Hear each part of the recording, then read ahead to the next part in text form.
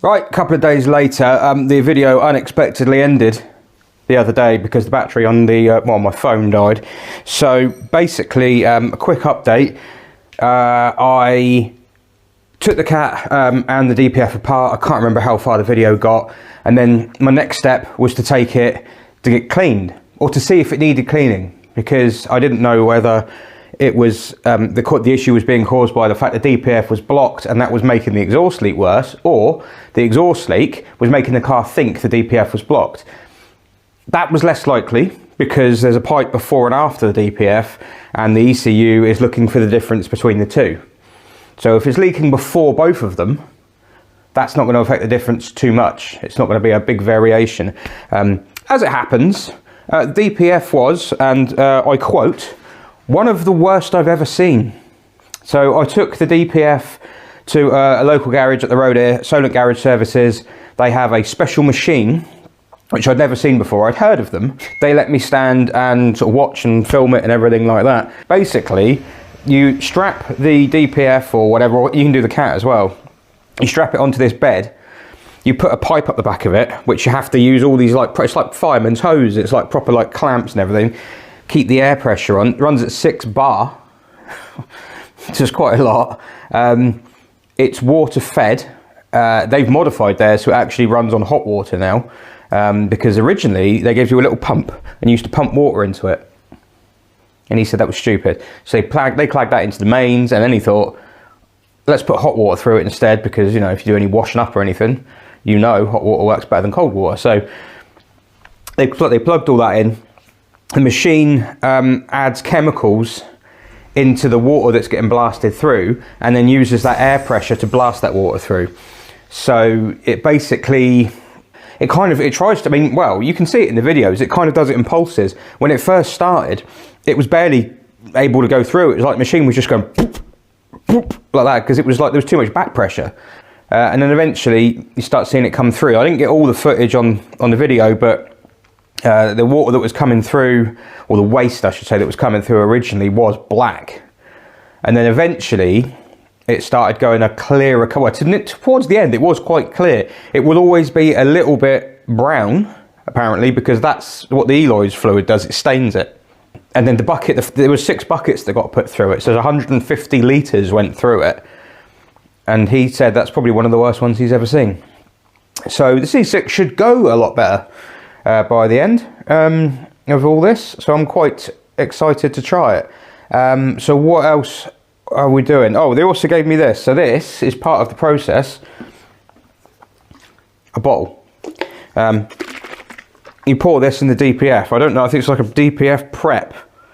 Provides a coating of fresh active catalyst which will help oxidise new soot, so protecting the DPF against future blockage problems. So before I put that on the car, I pour this into the DPF and give it a swill around. So that's looking good. All the gaskets have arrived now. I've had to order another gasket because the one I've ordered from eBay has only just been shipped. It was bought on the 8th. It is now the 17th. So yeah, that's great. Jobs I'm doing for today. Now I've cut the all the old flexies are off,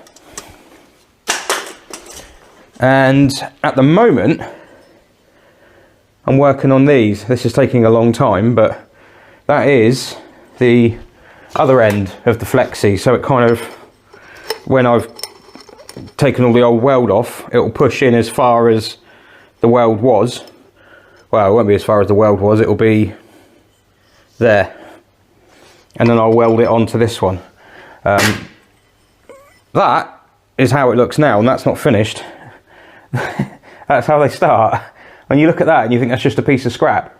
But the metal that this is made of is actually such good quality that all this can be ground away. This is the remains of the old sleeve, flexi.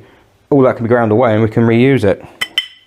Of course, if I was a fun person, rather than prattling around with all this, I'd be like, do you want to hear the C6 start up with no exhaust on it? So it's just the 2 downpipes off the turbos, you know.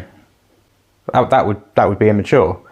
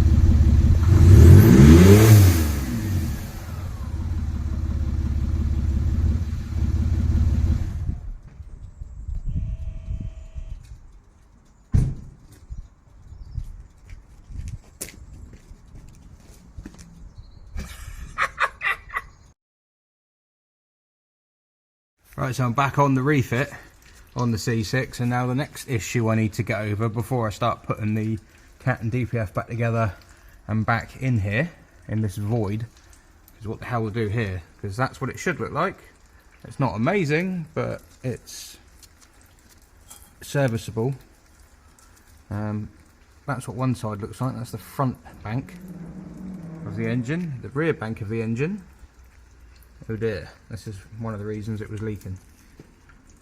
So I'm going to have to cut, I think, this bit out of here, out of this sleeve, try and recover this as best as I can. I've got this here, which is a part of cut off another exhaust I had kicking about, just a new old stock one that I don't need.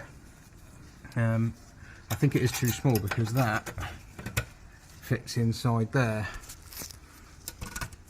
So it is a little bit on the small side. But yeah, I'll have to have a bit of a think on that one, I think. But for now, I need to get this bit out. So there is one cleaned out DPF. I put a very, very, very thin skim of sealant round the two flanges. So that the gasket has a better chance of sealing. This is a composite one as well, rather than the steel one. Because it's a little bit, yeah, the surface is a bit imperfect. It's not totally flat, so that's why it was leaking in the DPF machine. Stupidly though, I have done this before I poured the fluid into the DPF that I'm supposed to pour into it, which is that. So that was dumb. So now I've got to try and do that without taking off the sealant.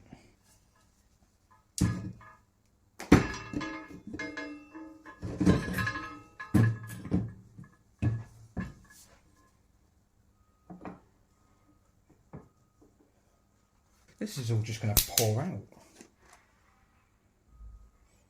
Ooh, that stinks. That smells like wee. I mean, you're supposed to swirl it around, but...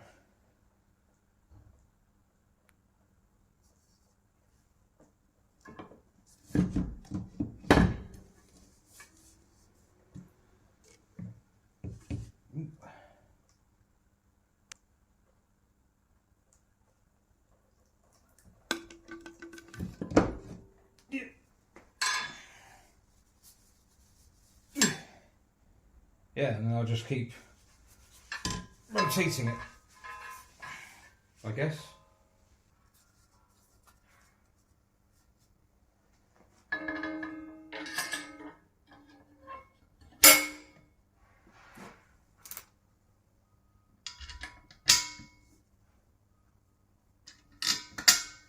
Oh no, my bolts aren't long enough.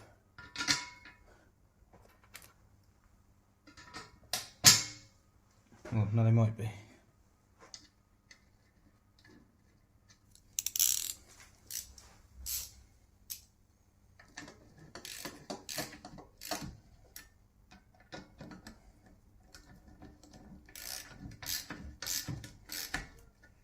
This is what's left of the original downpipe, which has now been trimmed back and primed with a bit of zinc primer just to help any welding I do on it, and that's actually come out quite well. This is the collar. The one that I was going to put in it was too small, but then I found an old BX back box, and that is the flange from a BX back box. And oh, well, it was in there quite snug, but it won't stay in there. But basically, like, that's where that's going to go, and then that's going to get welded in there.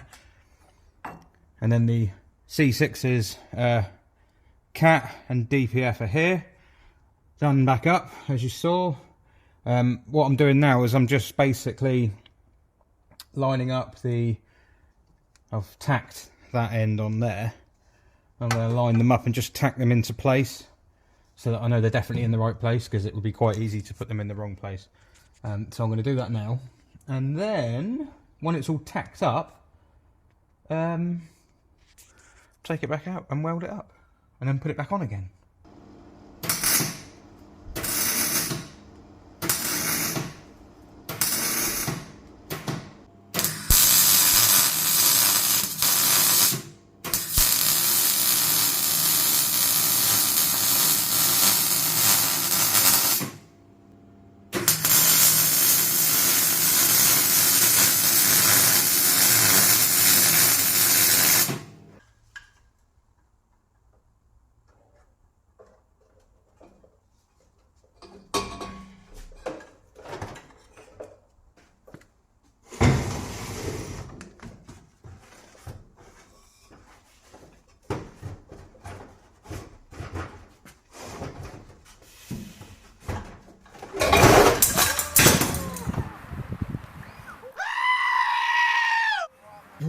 Right.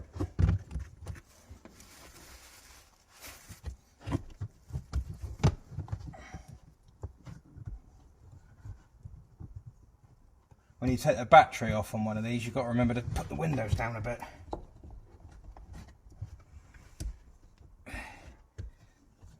Why does it not come on?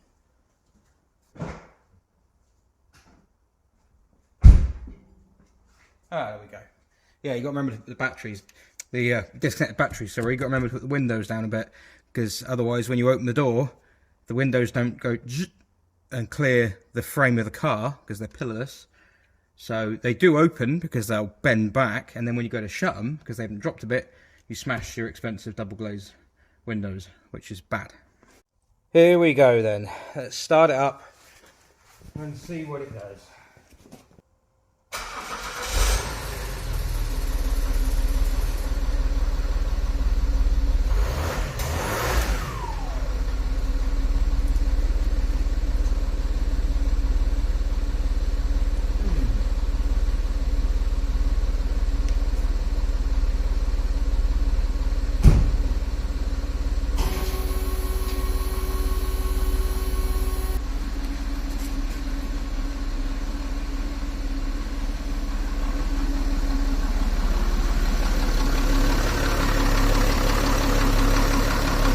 Well, this is leaking straight away.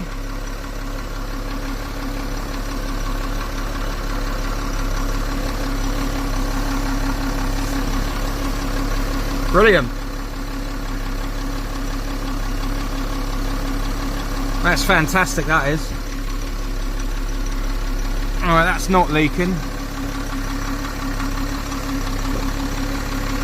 They're not leaking. That's not leaking. That's not leaking. So it's that. Oh, you scumbag. Making a lot of soot. So I've got the ump and I've beat that flat and it stopped leaking. I don't know if it'll stay like that. I can hear hissing as well. But I don't know, I don't think that's the exhaust. I need to rivet this up. I left that down so I could get to stuff.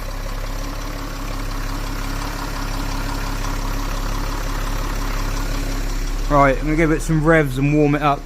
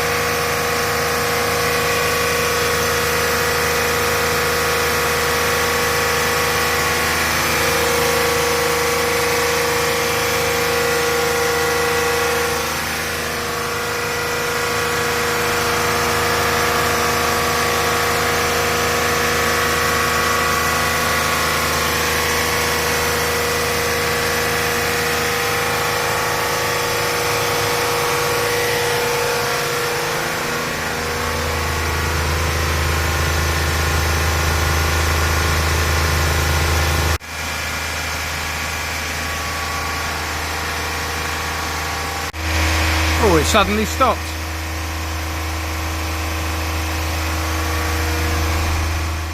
There we go. One exhaust done. In theory, that means the C6 is back in action. And if that is indeed the case, look, ideal timing. It's that car.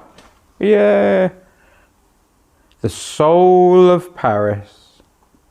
Yeah, there is a caveat on the bottom. May contain an oil burner from Dagenham. Right, well, I think the next thing to do is to tax it. The other issue with the C6 at the moment, although it won't stop it going on the road, but it will present a problem. Looks fine at the moment. But give it time. And now it's not doing it. Possibly because I'm filming it? Why? Why did it do this? Well, the one on the right, which is your left, the driver's side, normally goes browny pink and dies. And it is slightly browny pink at the moment. And I've ordered some new bulbs. The bulb's dying, I mean, but it's doing its best to make me look like a fool. I'm doing it with the key. Great. All right. Well, oh, is it still a bit glowy in there? I can't see anything. My eyes are going funny. Right. Well, hopefully that'll be everything I need to do on the ramp. I do need to plug it in to Diag Box or Lexia or whatever you call it. Reset the. Well, basically tell it it's had a new DPF fitted. It hasn't, but yeah, I think that something to do with the countdown on the fluid thing. I don't know. But yeah, I need to do that apparently.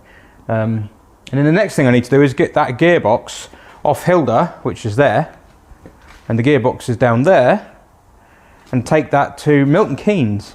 And I can think of no better tool for the job than the cruiser. So I shall, yeah, I shall do that. Not right now, but yeah, in a couple of days. Oh, that's it. That's the end of the video. Bye.